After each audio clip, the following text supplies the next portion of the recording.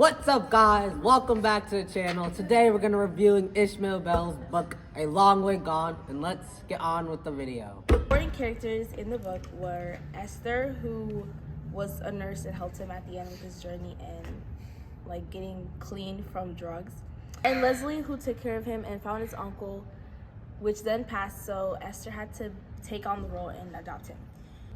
Alright, so basically, Ishmael Beah grows up in a small town, right? But there's rebels and there's a war going on, and eventually they reach his town and they attack him and his family and burn his village to the ground. And he has to flee for his life, okay? He's running and he's captured by the army of Sierra Leone, and they force him to become a child soldier. He has to fight and he has to do drugs to keep away the bad memories. Eventually, he's rescued by UNICEF and placed in a rehab center, and he goes to represent child soldiers at a UN event in New York City. War returns to the rehab center, and he's forced to flee Sierra Leone. He immigrates to the United States to start a new life. Okay, so in A Long Way Gone, there are many powerful themes explored, such as the loss of the innocence of his childhood when he became the child soldier. It demonstrates resilience in the human spirit. Despite all the trauma, he finds a way to survive, not only physically, but also mentally. This book was written in the first person point of view. He tells the story from his perspective in a very intimate way. The stylistic feature of the book is the vivid and haunting imagery. It was so nonchalant that I had to skip multiple sections, but it's okay.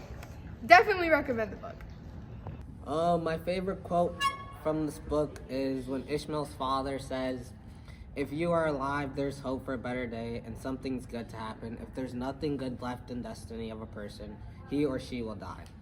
These words kept Ishmael going during his journey and how he basically survived through his trauma and longing for hope. Why I like this book was because it shows how when bad things happen, you can pretty much do the unimaginable. And it also brings signs of hope to people with the right, pressure and stuff. And then this book also brings you into the real world and what could happen.